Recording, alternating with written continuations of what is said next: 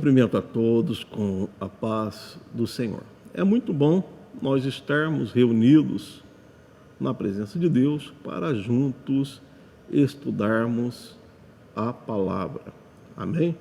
Hoje nós vamos prosseguir com o nosso estudo bíblico da carta do apóstolo Paulo aos Efésios, e eu convido você que abra a sua Bíblia da carta aos Efésios, capítulo de número 4, versículos de 1 a 6. Carta aos Efésios, capítulo 4, versículos de 1 a 6.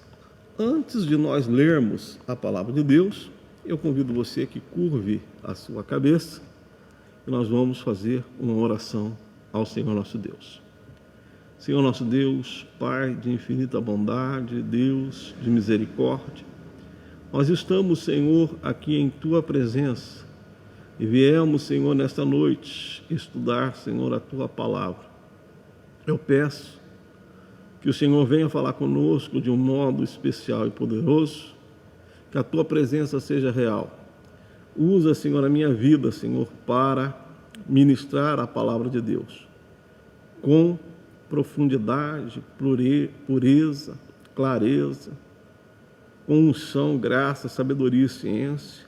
Abra, Senhor, o entendimento de cada um dos Teus servos, para que a gente possa, Senhor meu Deus, compreender a Tua palavra. Fala conosco e abençoa grandemente esse culto, ó Pai, em nome do Senhor Jesus. Amém. Graças a Deus. Louvado seja o nome do Senhor. Vamos ler um texto da palavra de Deus aqui, da carta aos Efésios, o capítulo de número 4, versículo de 1 ao versículo 6. Diz assim a palavra de Deus: Rogo-vos, pois eu, o preso do Senhor, que andeis como é digno da vocação com que fostes chamado, com toda a humildade e mansidão, com longanimidade, suportando-vos uns aos outros, procurando guardar a unidade do Espírito pelo vínculo da paz. Há um só corpo e um só Espírito, como também fostes chamados em uma só esperança da vossa vocação. Um só Senhor, uma só fé, um só batismo, um só Deus e Pai de todos, o qual é sobre todos e por todos e em todos. Amém? Louvado seja o nome do Senhor. Então hoje nós iniciaremos a análise da segunda parte da carta. Nós podemos dividir esta carta aos Efésios em duas partes. A primeira parte envolve os capítulos de 1 a 3, que nós já estudamos, em que o tema principal desse intervalo, de 1 a 3, são as grandiosas declarações a respeito da redenção que Deus realizou através da obra vicária de Cristo na cruz do Calvário. Então, de 1 a 3, são declarações gloriosas a respeito da redenção. Então, cabe, logo no capítulo 1, do versículo 3 ao versículo 14, nós encontramos o hino da redenção, em que Paulo ele faz uma doxologia, ele louva a Deus, porque Deus decidiu nos abençoar com todas as bênçãos espirituais nos lugares celestiais. Ele louva a Deus porque nós fomos eleitos em Cristo, porque Deus nos predestinou para filhos em adoção, porque Deus enviou Cristo como o Redentor da humanidade, a obra perfeita, porque Deus nos deu o Espírito Santo como selo e penhor de nossa herança. Então, todo o desenvolvimento desse intervalo formação da igreja como corpo de Cristo, o grande mistério, a unidade perfeita entre judeus e gentios, o Senhor tirando todas as barreiras da separação. Já não são mais dois povos, mas um único povo, né? Gentios e judeus unidos em um só corpo, que é a igreja. Então Cristo, Ele é a nossa paz, Ele fez a paz e Ele anunciou essa paz. Então formou a igreja, que é o corpo de Cristo, que é a família de Deus, que é esse edifício espiritual onde Deus habita. Então, algo maravilhoso que nós estudamos do capítulo 1 até o capítulo 3, mostrando a obra redentora de nosso Senhor e Salvador Jesus Cristo.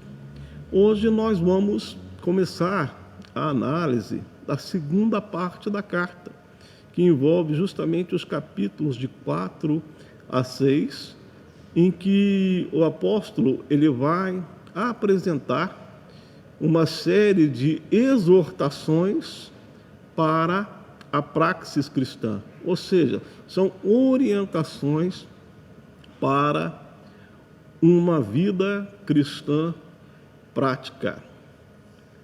Então, nós podemos dizer que ele vai mostrar como deve andar aquele que foi vocacionado por Deus, ou seja, aquele que atendeu ao chamado, como deve ser o andar do redimido nesta sociedade, né? Existem várias ilustrações que a gente encontra no Novo Testamento que fala sobre a importância da nossa conduta na sociedade, ou seja, da prática cristã. Jesus vai dizer que nós somos a luz do mundo, o sal na terra, né? A luz é para resplandecer e mostrar a obra que Cristo realizou na nossa vida. O sal, se perdeu o sabor, ele não serve para mais nada, menos somente para ser pisado pelos homens. Então, o nosso proceder, o nosso testemunho em sociedade, ele é fundamental, que mostra a autenticidade da nossa fé, a autenticidade do nosso relacionamento com Deus. Pedro, em sua epístola, vai dizer que nós temos que ter um viver honesto entre os homens, para que naquilo em que falam mal de nós, como a de malfeitores, eles possam glorificar a Deus no dia da visitação. Então, Paulo, aqui nesse intervalo, ele vai rogar que realmente eles possam ter uma vida digna do seu chamado, ou seja, da sua vocação. Ou seja, a grande obra que Deus fez na nossa vida, através da nossa união com Cristo, ela tem que produzir uma conduta que evidencia a obra de Cristo. Nós somos como luzeiros que devemos resplandecer no meio de uma geração totalmente corrompida. Um grande teólogo chamado John Stott, ele mostra, baseado nesse intervalo de 4 a 6, que esta carta, esse intervalo da carta, nos ensina que nós devemos cultivar a união na igreja. Então é um dever nosso, como cristão, somos o corpo de Cristo, já não há mais separação entre a nossa vida e a vida e Deus, O Senhor tirou a barreira da separação, e também já não há separação entre judeus e gentios. Hoje nós pertencemos à igreja como corpo de Cristo, e é um dever nosso cultivar a união da igreja, cultivar a pureza pessoal, cultivar a harmonia no nosso lar, Então ele vai falar sobre esse intervalo que nós vamos estudar hoje, sobre o dever de nós cultivarmos a união da igreja. Depois ele vai falar sobre a pureza na vida pessoal, no capítulo 4, quando ele fala do vestir e do despir. Então ele vai mostrar uma série de comportamentos que outrora faziam parte do velho homem, isso no capítulo 4, a partir do versículo 17 em diante, até o capítulo 5. Ele começa a mostrar várias coisas na nossa vida que nós temos que despir, ou seja, tirar, e vestir, ou seja, um novo comportamento que deve fazer parte das nossas ações. Também ele mostra que o nosso lar, ele tem que ser um harmônico, né? Ele começa a falar dos deveres domésticos, como a esposa deve conviver com o seu marido, como o marido deve tratar a sua esposa, os dois entendendo os que são uma só carne, relacionamento entre pai e filho, o nosso relacionamento na sociedade entre patrões e empregados. Então ele vai mostrar várias questões referentes à nossa conduta e à nossa vida em sociedade. E por fim, no capítulo 6, ele mostra que nós temos que manter uma firmeza no nosso combate contra os poderes do mal, quando ele diz assim, que nós devemos revestir de toda a armadura de Deus, para que possamos estar firmes e resistir o dia mal, porque a nossa luta não é contra a carne ou sangue, mas são contra principados, potestades, os reinos espirituais da maldade. Então, todos esses assuntos, eles vão ser abordados aqui na segunda parte desta carta. Agora, hoje, o intervalo que nós vamos estar analisando é justamente o intervalo do capítulo 4, versículo 1 ao versículo 6, em que o apóstolo ele faz um apelo à conservação da unidade cristã. Conservar a unidade é uma responsabilidade de cada um de nós que estamos em Cristo. No Novo Testamento nós encontramos dois textos bastante enfáticos em relação à unidade. Um é em João 17, quando o Senhor expressa que o desejo dele é que nós sejamos um, como ele o é com o Pai. Então o desejo de Cristo é fazer uma igreja unida. E esse intervalo que nós vamos estudar, do capítulo 4, de 1 a 6, o apóstolo Paulo ele vai mostrar exatamente isso, que nós devemos, de modo diligente, conservar o vínculo da paz.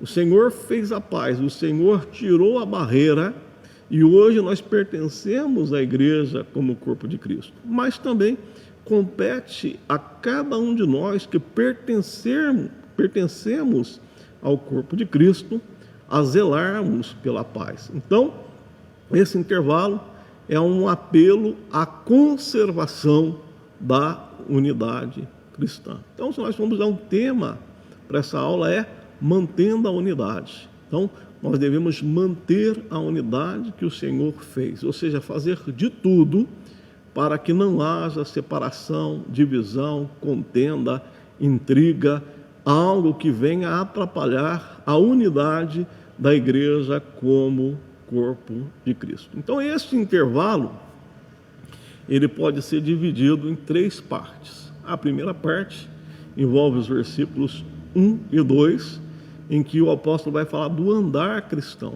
Como que nós devemos andar? Como que deve ser o andar? Ele começa a mostrar que nós devemos andar conforme a nossa vocação. Ele vai mostrar algumas virtudes que são essenciais na nossa vida, e essas virtudes, quando estiverem presentes no nosso comportamento, são virtudes que vão conservar a unidade da igreja. Depois, do versículo 3, ele vai falar do zelo da unidade, e do versículo 4 ao 6, ele vai mostrar 7 motivos pelos quais nós devemos realmente preservar essa unidade. Nós temos muitas coisas em comum e precisamos entender isso. Quando nós compreendemos que nós somos um corpo, que nós temos uma esperança, um batismo, um Espírito, um só Senhor, um só Deus. Então, nós temos tantas coisas em comum que não há motivo nenhum para que haja separação da igreja como corpo de Cristo. Amém? Vamos começar a nossa análise a partir do versículo 1. Versículo 1 diz assim: Rogo-vos, pois eu, o preso do Senhor, que andeis como é digno da vocação com que fostes chamados. Então, nesse versículo, nós podemos fazer aqui duas observações. A primeira observação, Paulo diz: eu, o preso do Senhor. Eu, o preso do Senhor. Nós sabemos que esta carta é uma das epístolas da prisão. Então, Paulo estava preso por causa do Evangelho. Então, ele se considerava não o preso de Roma, mas ele era o preso do Senhor. Deus havia chamado e confiado a ele o apostolado diante dos gentios, e por causa do Evangelho, injustamente, ele padeceu prisões, mas quando a gente para em Paulo preso, por causa da sua obediência ao Senhor, isso traz uma reflexão para a nossa vida, que independente das circunstâncias, nós devemos ser fiel ao nosso chamado. O próprio Paulo vai dizer na sua carta aos Romanos: nada nos separará do amor de Deus que está em Cristo Jesus. Em Romanos também, 8,18, ele vai dizer que o peso das aflições dessa vida não pode ser comparada com a glória que há de ser revelada a nós. Então, sofrimento, perseguição, dificuldade, nada pode atrapalhar a fidelidade e a nossa obediência ao Senhor. Quando nós temos consciência de quem nós éramos e o que Deus fez por nós ali na cruz do Calvário, nós que estávamos mortos espirituais, que andávamos segundo o curso deste mundo, que éramos filhos da desobediência, inclinados da carne, sofríamos influência de Satanás e destinado à ira, e mesmo assim, com o seu muito amor com que nos amou, o Senhor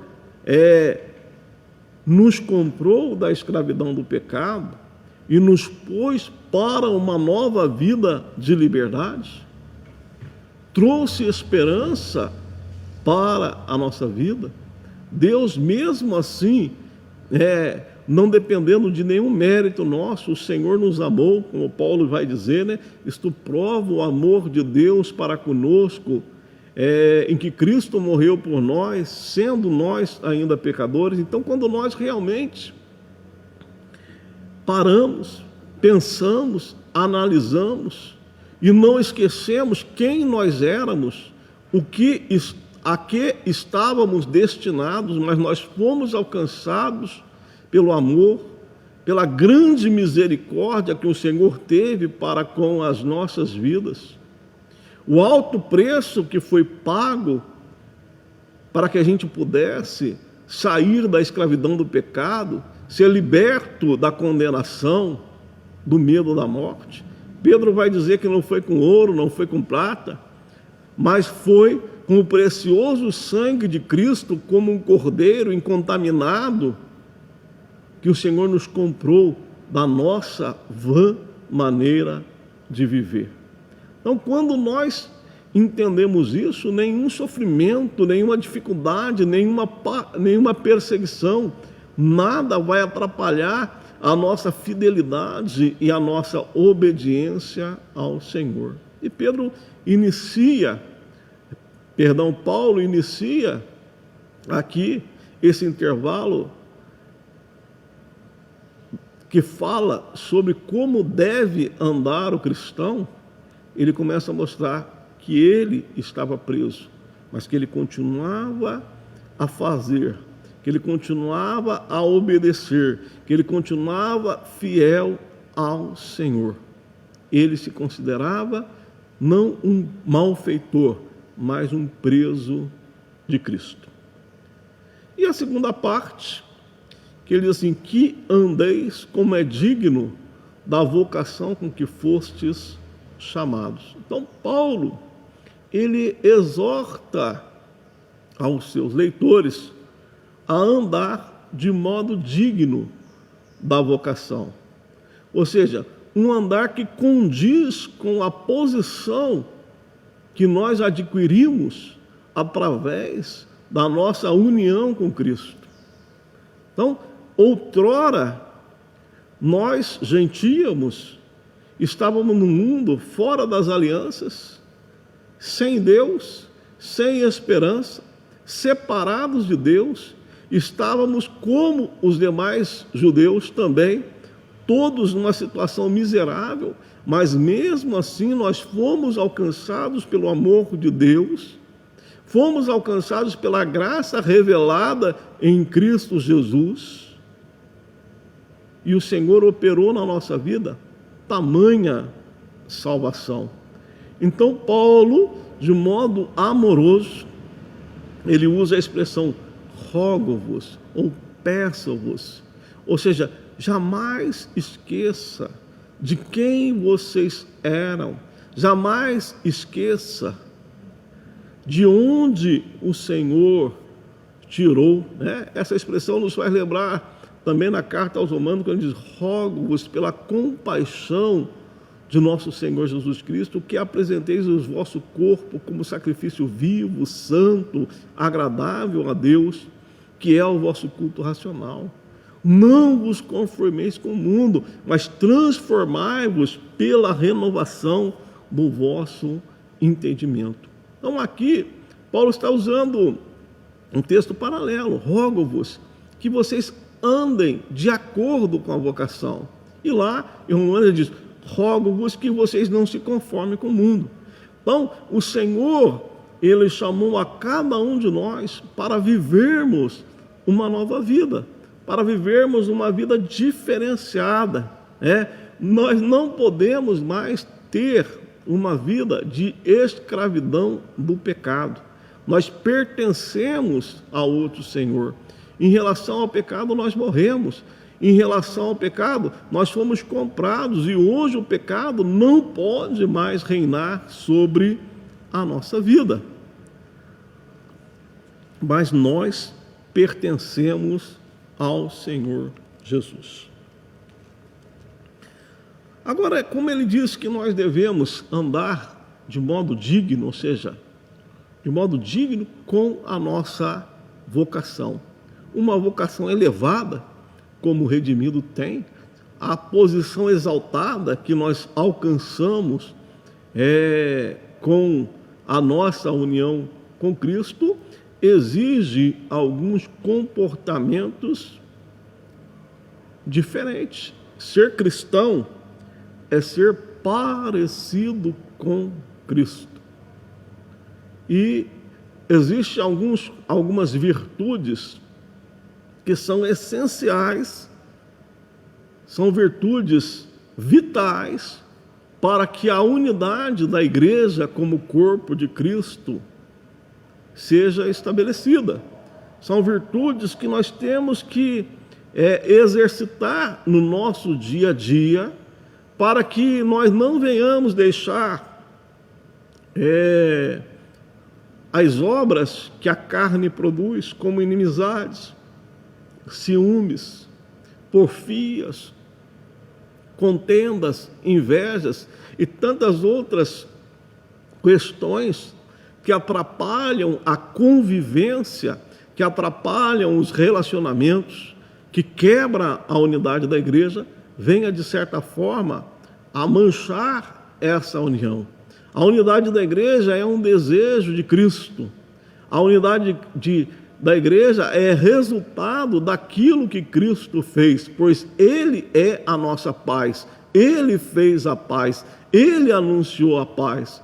Então, fica uma responsabilidade grande para cada um de nós zelarmos pela unidade da igreja. Então, Paulo começa a mostrar que dentro desse andar do vocacionado, o andar do redimido, ele deve andar com toda humildade. Essa é a primeira virtude expressa aqui no versículo de 1 e 2. Andar com toda humildade. A humildade genuína, ela vem da associação com o Senhor Jesus. Jesus, lá em Mateus 11, versículo 30, ele diz assim: aprendei de mim, que sou manso e humilde de coração. Então, Jesus é o exemplo máximo de humildade.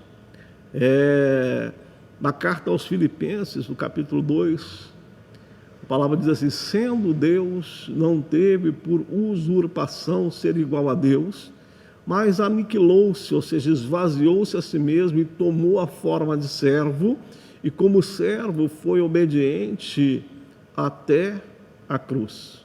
Então Jesus, ele se esvaziou, ele sendo Deus se fez servo, tudo isso deixando um exemplo para a nossa vida. Não basta ao discípulo ser igual ao mestre. Isso nos traz à memória Jesus um pouco antes da crucificação. Você pode ler isso no Evangelho de Jesus Cristo segundo João. Jesus, ele faz a cerimônia do lava-pés, né? Ele se coloca na posição de servo e começa ali a lavar os pés dos seus discípulos. E Pedro fica ali indignado com aquela situação, porque ele não se achava digno que o Senhor lavasse os seus pés. E Jesus falou que era necessário. E Pedro disse: então lava não só os pés, mas o Senhor, você já está limpo pela palavra. Mas o que Jesus queria ensinar ali naquela cerimônia é que ele, que era Senhor, se colocou numa posição humilde de servo. Ele diz que nós seremos bem-aventurados se nós fizermos o mesmo. Então a humildade, ela deve fazer parte da nossa vida. Essa virtude é tão importante, por quê? Porque a humildade, ela faz com que a gente reconheça as nossas limitações, a gente faz com que a gente olhe dentro da nossa vida e enxergue quem realmente nós somos.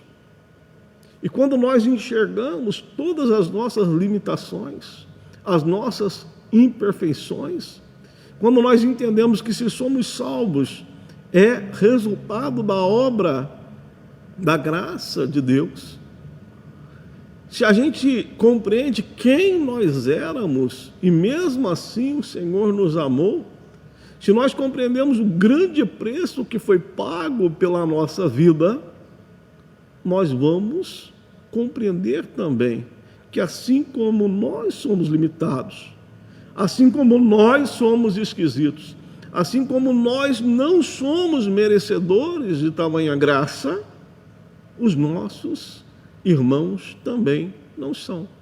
Então, o mesmo preço que foi pago pela minha vida foi também exatamente o preço que vale a vida do meu irmão. Então, quando nós entendemos o que é humildade, nós entendemos que não há lugar para nós nos tornarmos pessoas presunçosas, soberbas, arrogantes. Nós compreendemos as grandezas do reino de Deus. Reino de Deus, o primeiro é o último, o maior é o menor. Quem se exalta, Deus abate. Quem se humilha, Deus exalta. Tudo é diferente. Então a humildade é uma virtude vital que a gente tem que nutrir e andar no nosso dia a dia para que a gente possa realmente manter a unidade da igreja. Onde está o orgulho, tem a discórdia. Onde está a soberba, tem a discórdia. Mas onde está a humildade, tem a reconciliação, o perdão. Onde tem realmente a humildade, a arrogância vai embora. E nós precisamos entender que toda honra, toda glória, toda exaltação deve ser dada somente a Deus.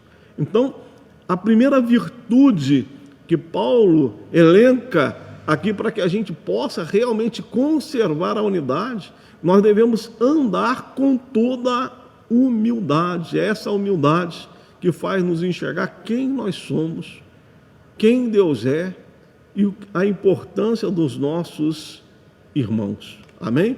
Que Deus nos ajude a sermos humildes.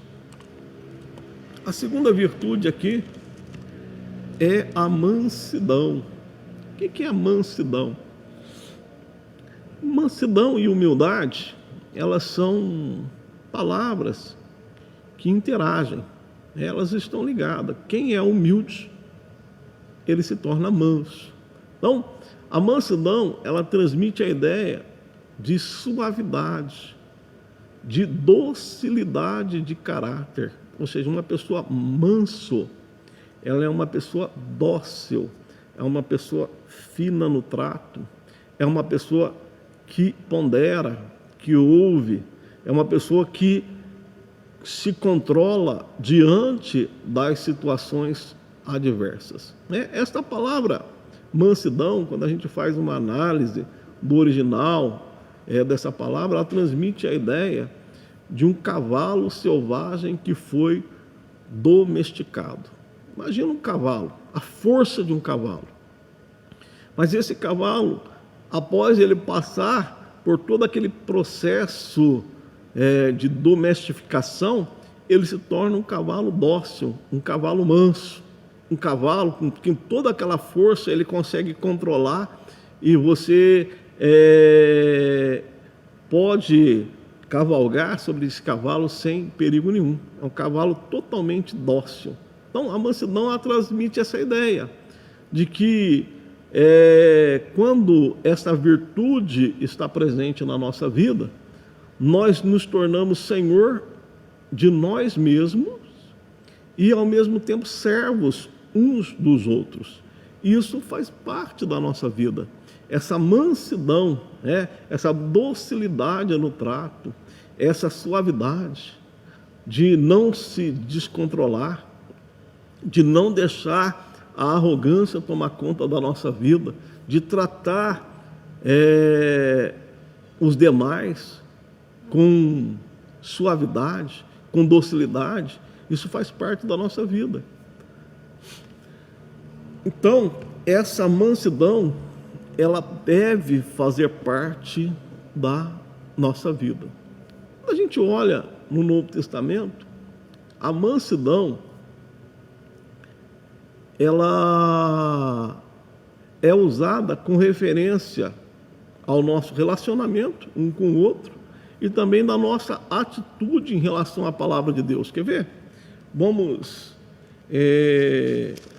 abrir na carta de Tiago, capítulo 1, carta de Tiago, capítulo 1, versículo 21, diz assim, Tiago, capítulo 1, versículo 21, pelo que, rejeitando toda imundícia e acúmulo de malícia, recebei com mansidão a palavra em vós enxertada, a qual pode salvar a vossa alma.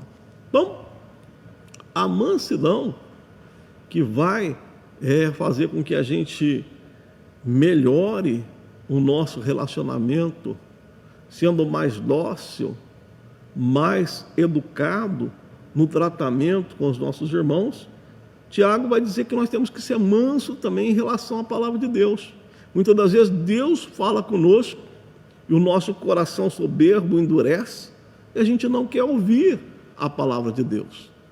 Mas quando o nosso coração é um coração manso e Deus fala conosco e Ele fala através da palavra, a gente está pronto para dizer: fala, Senhor, que o teu servo ou tua serva ouve. Fala, Senhor, quero ouvir a sua voz. E nós não podemos ter esse coração petrificado, esse coração duro em relação à palavra de Deus.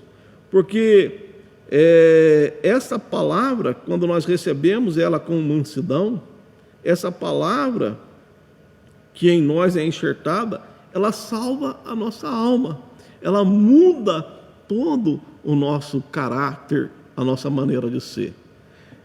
E também essa mansidão, ela tem que fazer parte da nossa maneira de tratar uns aos outros. Quer ver? Vamos ler, nós estamos aqui em Tiago, vamos voltar um pouquinho na carta de Paulo a Tito, capítulo 3, o versículo de número 2. Ele diz assim: que há ninguém infame, ou seja, não fale mal de ninguém, nem sejam contenciosos, ou seja, não sejam briguentos, mas modestos, humildes, mostrando toda a mansidão para com os homens.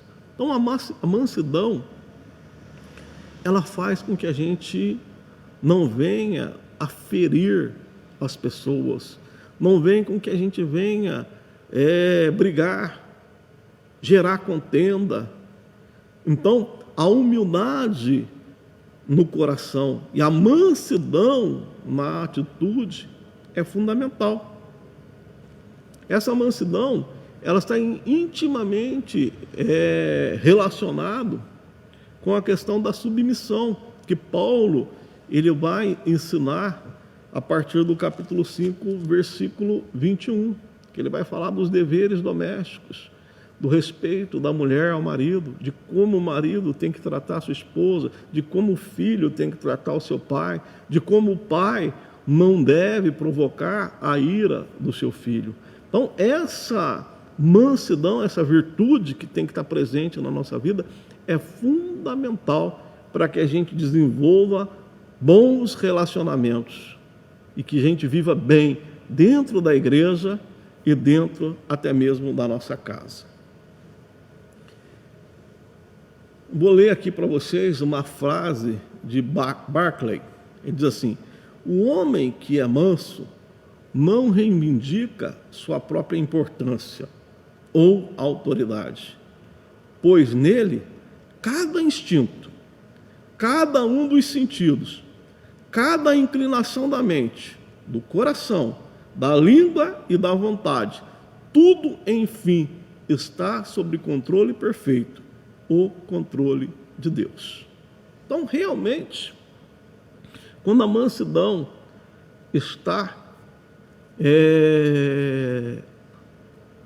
tomando a nossa vida, as nossas atitudes, os nossos sentimentos, as nossas vontades, a nossa língua, tudo está sob o controle de Deus. Então nós temos que realmente pedir para Deus: olha, Senhor, me ajude a ser humilde e me ajude a ser manso.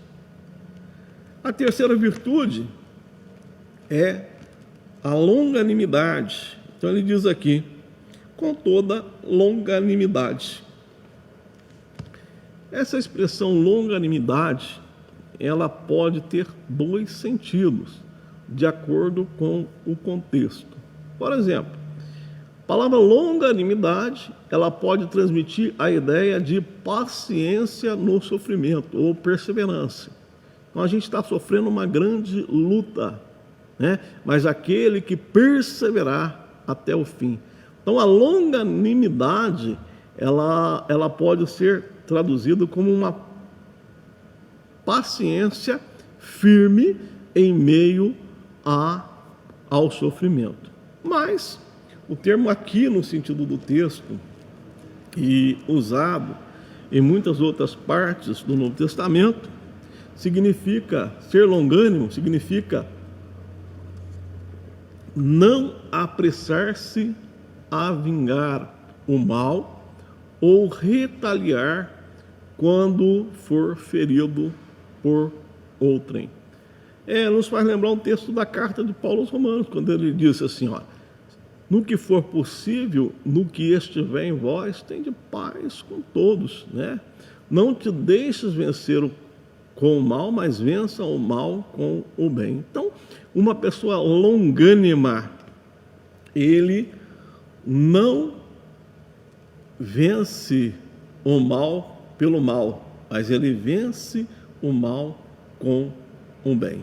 Então, nesse sentido, é uma paciência que nos faz suportar, sofrer o dano, que nos faz vencer aquela vontade que vem dentro de nós de agirmos com a nossa força. Então, a longanimidade, ela é traduzida em suportar um ao outro, né? E eu digo para você, Deus tem paciência com a gente. Vários textos do Novo Testamento mostram que Deus tem sido longânimo com um homem, né? Lá em 2 Pedro, capítulo 3, versículo 15, eu só vou citar, Pedro diz que Deus não retarda a promessa da sua vinda, mas Deus tem sido longânimo. Perdão, é 2 Pedro, não é 3, versículo 15, não. Vamos lá, uma olhadinha. 2 Pedro mesmo, segunda carta de Pedro, esqueci o versículo. Vamos olhar para ficar de acordo com a palavra. 2 de Pedro, capítulo 3, versículo 9, diz assim, o Senhor não retarda a sua promessa, ainda que alguns a tenham por tardia, mas é longânimo para conosco, não querendo que alguns se percam, senão que venham a arrepender-se. E outros textos mostram Deus sendo longânimo conosco, né? Então Deus tem sido paciente com o ser humano, né? Vamos ler um outro texto em Romanos, capítulo 2, versículo 4, carta do apóstolo Paulo aos Romanos. Romanos, capítulo 2, versículo 4, diz assim: ou desprezas tu a riqueza da sua benignidade e paciência e longanimidade, ignorando a benignidade de Deus, te leva ao arrependimento? Então Deus tem sido longânimo, Deus tem sido paciente, não se apressando em derramar a sua ira, mas dando tempo para que muitos venham ao arrependimento.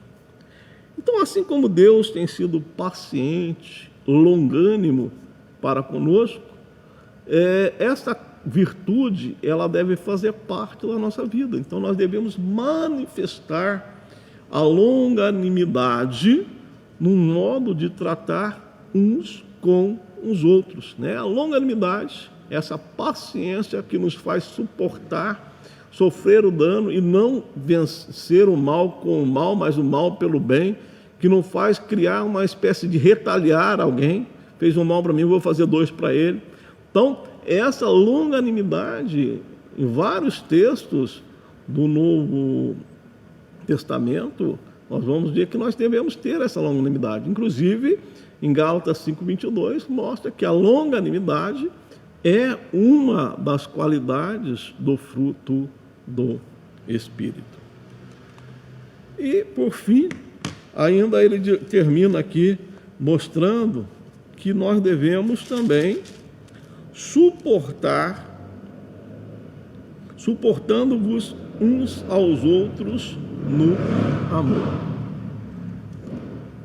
Assim como Deus tem sido paciente, longânimo, e Deus tem suportado muitas coisas na nossa vida, as misericórdias do Senhor são as causas de nós não sermos consumidos, o amor tudo suporta. Então, o suportar aqui é nada mais do que uma manifestação prática da longanimidade, ou seja, é um exercício.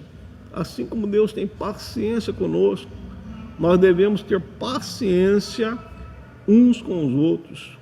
Nós devemos ser mais clementes com as fraquezas dos outros, não deixando de amar o próximo, mesmo diante das suas faltas ou ofensas que nos atingem diretamente, né? O segredo da perfeição é quando a gente consegue amar aquele que nos aborrece. Jesus falou, olha, amar aquele que te ama, até os religiosos fazem isso. Os escribas e os fariseus fazem isso. Mas o caminho da perfeição está quando você ora para aquele que te faz mal, você bendiz aquele que fala mal da sua vida e você realmente vence o mal com o bem. Quer deixar alguém de cabeça quente? Ele faz um mal para você, você faz um bem para ele. Você vai colocar brasas de fogo sobre a sua cabeça. Então, essas virtudes, né, da humildade, da mansidão, da longanimidade, desse exercício de suportar um ao outro, ele é possível se nós estivermos arraigados e fundamentados no amor. Lembra que nós estudamos a semana passada, na oração de Paulo? Paulo, ele diz que o nosso coração, pela fé que Cristo possa habitar na nossa vida. E quando Cristo realmente habita na nossa vida, Ele é amor. E quando realmente Cristo está habitando na nossa vida, nós passamos a estar fundamentados, arraigados no amor. E o amor, tudo crê, tudo espera, tudo suporta. Então, que realmente essas virtudes possam fazer parte da nossa vida, porque são virtudes que estão de acordo com aquilo com que nós fomos chamados, né?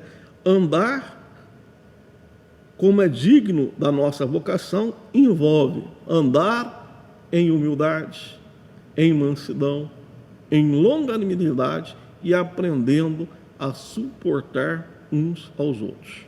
Todos nós temos as nossas limitações, as nossas esquisitices, mas o amor nos faz suportar, vencer todas as nossas dificuldades. Isso é importante por quê? Porque o zelo pela unidade é nosso dever. Por isso que ele diz assim, procurando guardar a unidade do Espírito pelo vínculo da paz. Ou seja, quando Cristo formou a igreja, ele pôs fim à separação entre o homem e Deus, entre o homem e o homem. Judeus e gentios agora são unidos em um só corpo. Então, esse grande mistério que foi revelado, que foi confiado a nós, que fomos alcançados pelo Evangelho e colocamos a nossa esperança em Cristo, então cabe a nós guardarmos a unidade do Espírito. Como igreja, somos um corpo e temos um único Espírito. Então, a igreja, como corpo de Cristo, é habitada por um só Espírito, né? É o que está escrito em primeira carta aos Coríntios, 1 aos Coríntios, capítulo 12, versículos 12 e 13, diz assim: porque assim como o corpo é um e tem muitos membros, e todos os membros, sendo muitos, são um só corpo, assim é Cristo também. Pois todos nós fomos batizados em um Espírito, formando um corpo, quer judeus, quer gregos, quer servos, quer livres. Todos temos bebidos de um Espírito. Então, esse corpo tem vida pela presença do Espírito Santo de Deus. Então, guardar a unidade do Espírito significa viver em paz uns com os outros. Como nós podemos dizer que amamos a Deus se não conseguimos conviver com os nossos irmãos?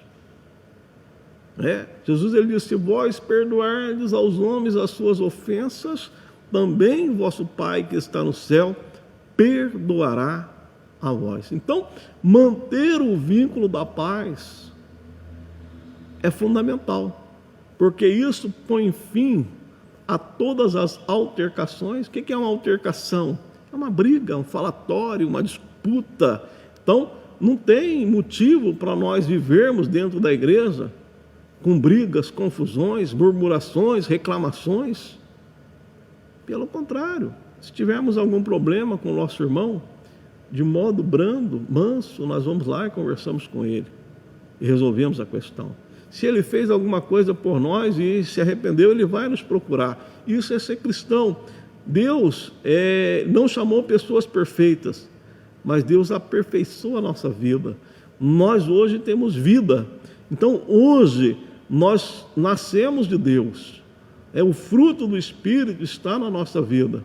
Então, essa ação nos vai nos ensinar a amar, pensar o bem, fazer o bem, a ser paciente um com o outro, a ser manso no trato.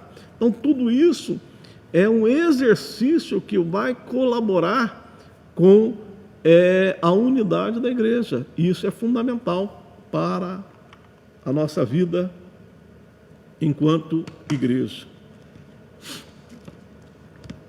Mas essa paz não é apenas exercida dentro da nossa comunidade local. Quando a gente fala de igreja, a igreja local, ela apenas reflete a igreja como corpo de Cristo. Mas a igreja é muito mais do que a nossa denominação. Quando nós falamos de igreja, nós estamos falando dos santos, aqueles que realmente creram no sacrifício de Cristo, se arrependeram, confessaram a Jesus como Senhor e têm uma vida pautada na palavra de Deus. Então existem várias congregações. Vamos ter algumas diferenças, mas nós temos que exercitar a nossa unidade. Isso é importante. Uma questão importante é o seguinte, para a gente entender isso. Naquilo que é essencial, apesar de ter a igreja Semente de Fé e Vida é de um jeito, a igreja Batista é de outro, a igreja Assembleia de Deus tem as suas peculiaridades, a igreja metodista, a igreja presbiteriana, várias denominações. Então, há algumas diferenças litúrgicas, mas no que é essencial, a doutrina, unidade. Nas questões onde há dúvidas, liberdade. Mas em todas as questões, em todas as diferenças, misericórdia. Isso tem que fazer parte da nossa vida. Então, conviver bem, entender igreja como corpo de Cristo, formado por todos aqueles que realmente entregaram a sua vida a Cristo, é essencial. Então, como igreja, temos que vencer todos os sentimentos que venham atrapalhar o vínculo da paz e ferir a unidade da igreja. Alguém pode dizer, mas pastor, e se a pessoa não quiser ter unidade com a gente? É o que a palavra diz, vai dizer, olha, se for possível, no que estiver em vós. Então, no que depender de nós, nós temos que lutar pela paz, porque a paz aproxima, e Cristo, Ele é a nossa paz, Ele fez a paz, Ele anunciou a paz. Então a igreja é corpo, nós não podemos viver separados quando vamos morar no mesmo céu. Agora do versículo 4 ao versículo 6, ele mostra a base da verdadeira unidade cristã. Por quê?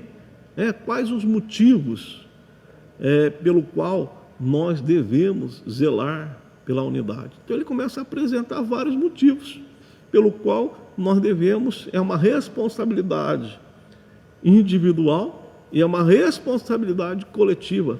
Todos temos que lutar por esta unidade. Ele começa a mostrar o porquê.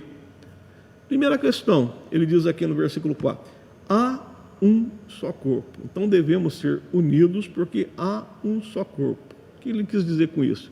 Embora tenha diferença de raça, de nacionalidade, de cultura, de língua, de temperamento, vamos acrescentar de denominações, há um só corpo, formado por todos aqueles que puseram a sua esperança em Cristo, desde o Pentecostes até o arrebatamento. Então a igreja é todos aqueles que realmente creram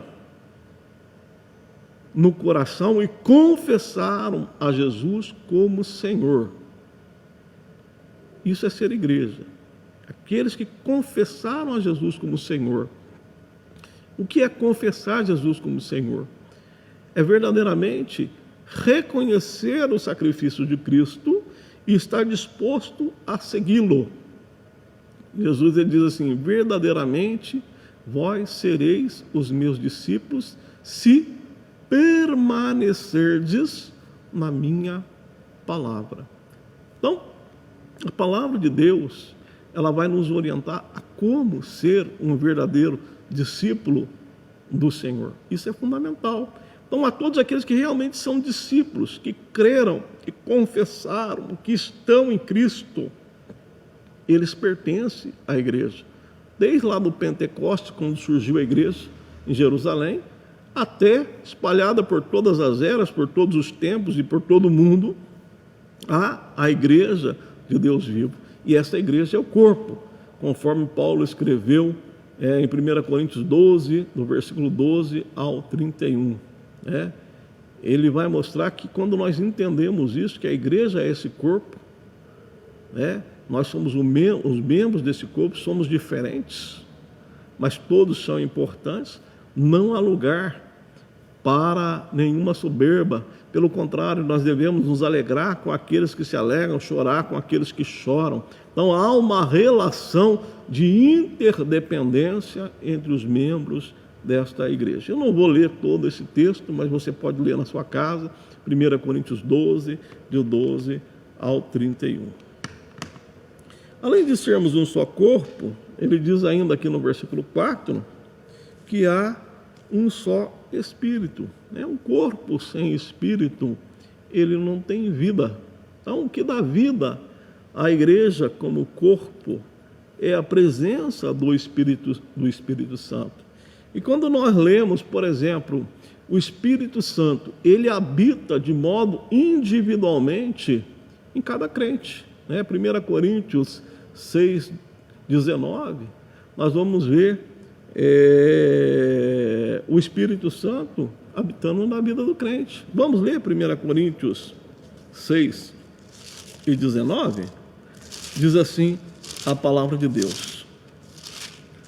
1 Coríntios 6 e 19.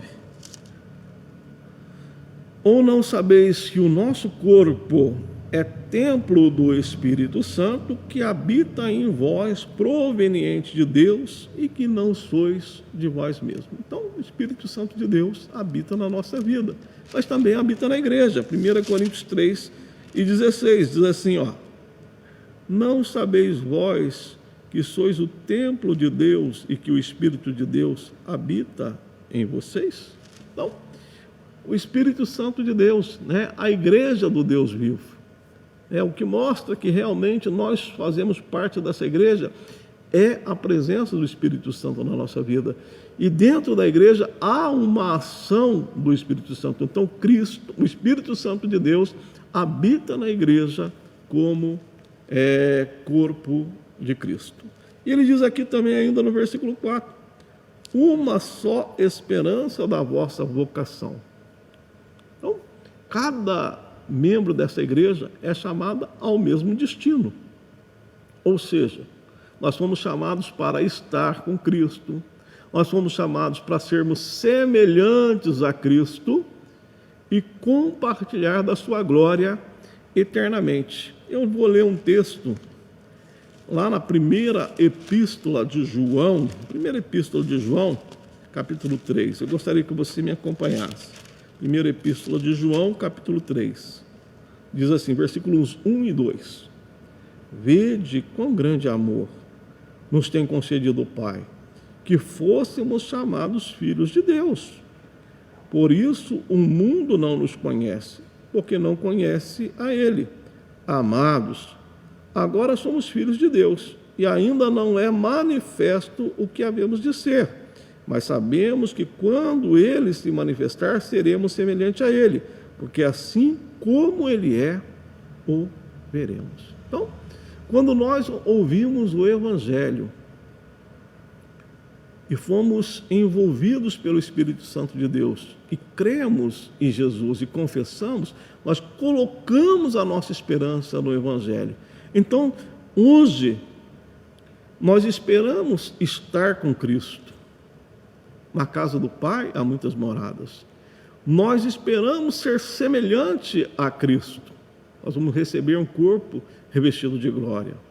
Nós esperamos viver com o Senhor eternamente. Então, quando nós falamos de esperança, é tudo aquilo que nós vamos desfrutar eternamente através da nossa união com Cristo Jesus. Aí ele diz aqui também no versículo 5 agora, vamos voltar. Versículo 5, ele diz, um só Senhor. Então, há um só Senhor. Primeira parte do versículo 5. Eu vou ler um texto de 1 Coríntios 8, 5, 6, que diz assim, porque ainda que haja também alguns que se chamem deuses, no céu e na terra, como há muitos deuses e muitos senhores, todavia para nós há um só Deus, o Pai, de quem é tudo e para quem nós vivemos, e um só Senhor, Jesus Cristo, pelo qual são todas as coisas, e nós por Ele. Então Paulo deixa bem claro, olha, vocês têm um só corpo, um só Espírito, uma só esperança, e vocês têm um só Senhor. Vocês pertencem a Cristo. Outrora vocês pertenciam ao pecado. Então quem era o Senhor da vida de vocês? O pecado. E o salário do pecado é a morte. Mas agora vocês pertencem a outro Senhor.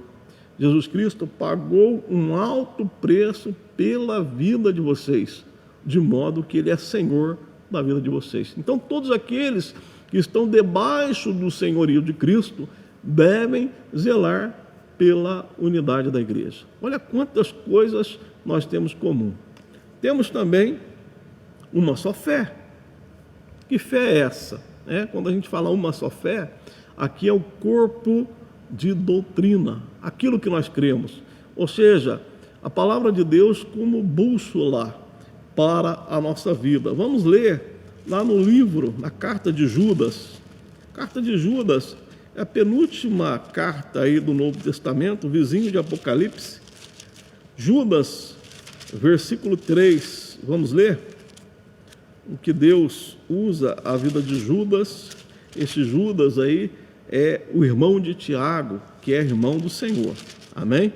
Judas, versículo 3, diz assim, amados, procurando eu escrever-vos com toda a diligência acerca da comum salvação, tive por necessidade escrever-vos e exortar-vos a batalhar pela fé, que uma vez foi dada aos santos. Então, nós temos uma só fé, um conjunto de doutrina.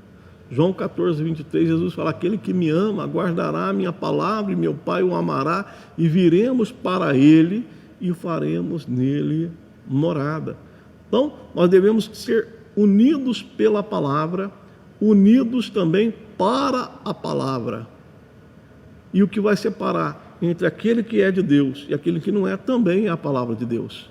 Então, nós temos que ter essa unidade de fé, ou seja, no zelo em vivermos conforme as santas Escrituras.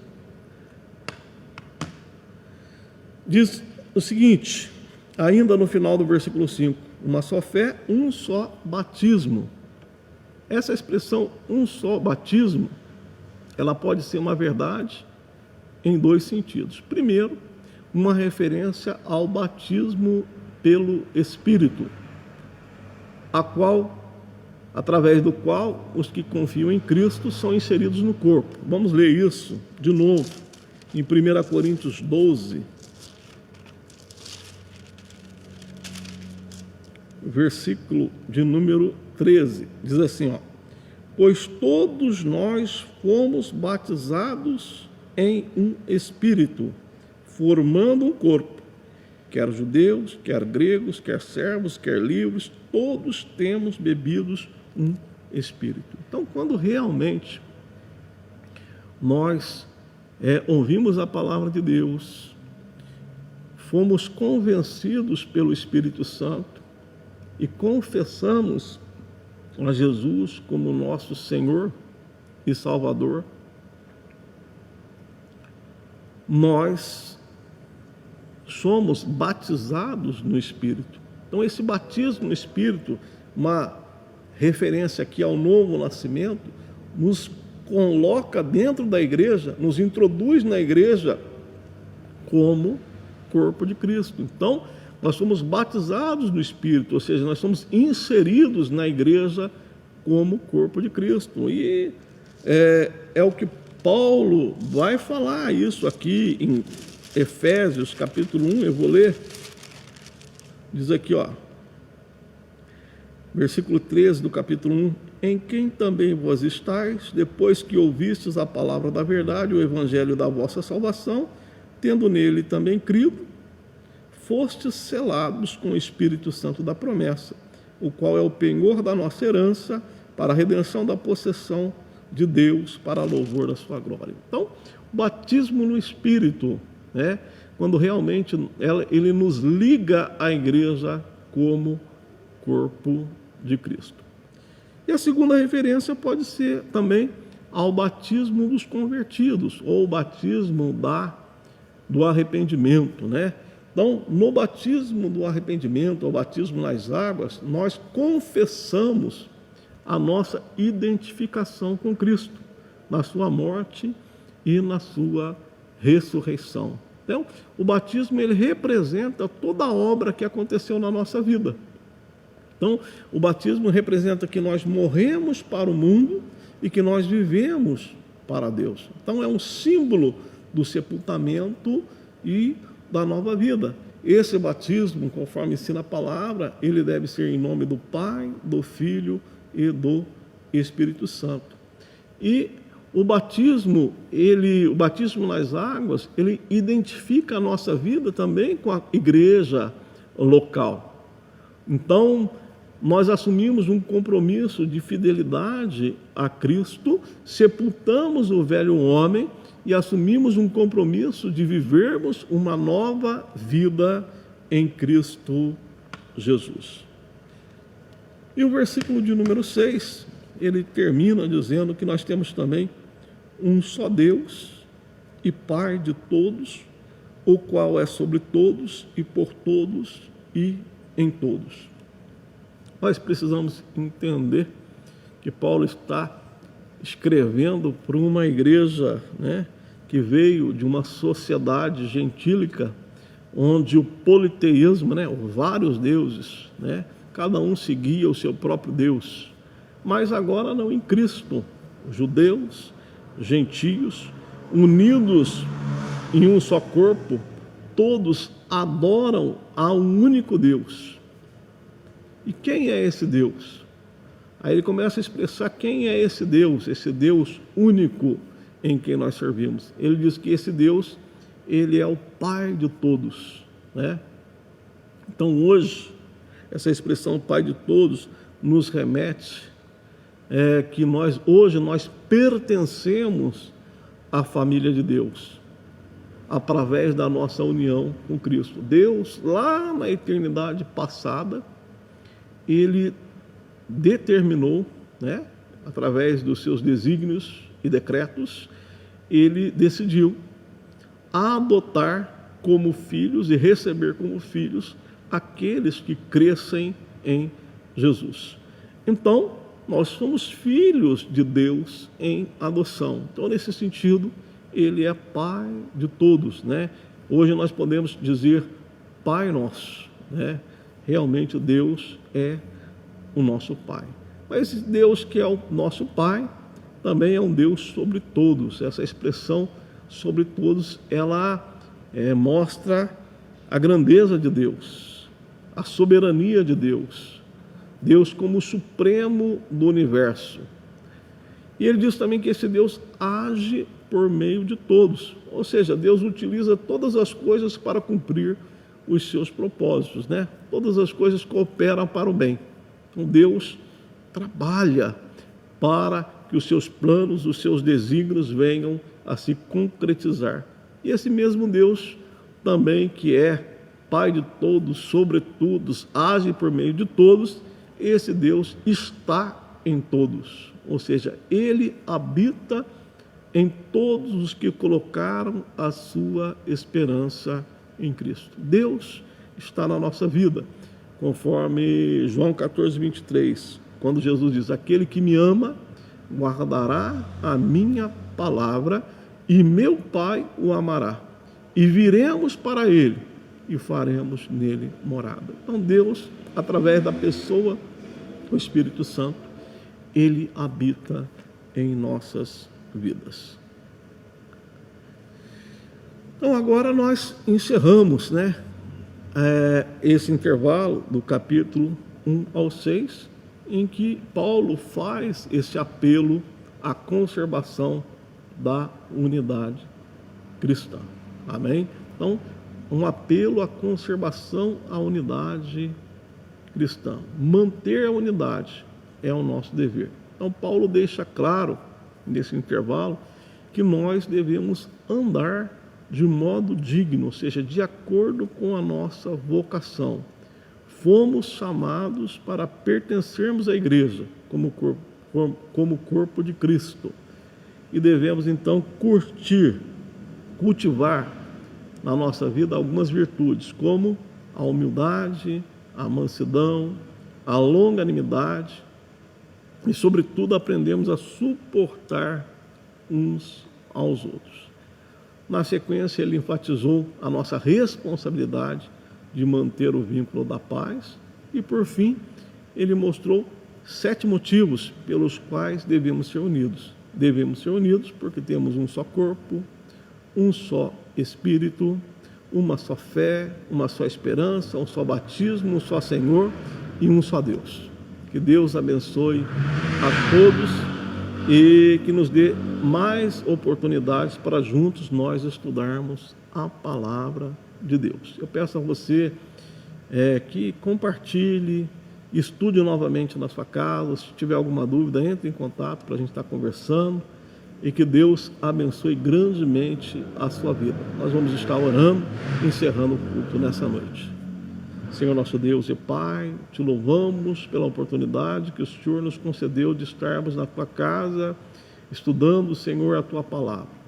Eu peço, ó Deus, que o Senhor abençoe a cada um dos teus servos e servas, e que possamos ter um compromisso de compreender a tua obra e vivermos a unidade. Ajuda-nos a vencermos todas as nossas diferenças. Dai-nos, ó Deus, um coração humilde, um coração manso, um coração, Senhor meu Deus, longânimo. Ensina-nos a suportar e a compreender a importância da unidade. Abençoa o teu povo, abençoa a tua igreja. É o que eu te peço e te louvo, em nome do Senhor Jesus. Amém. Graças a Deus. O grande amor de Deus, a graça e a paz de nosso Senhor e Salvador Jesus Cristo, a comunhão e a consolação do Espírito Santo sejam com todos presentes, e juntos vamos dizer amém.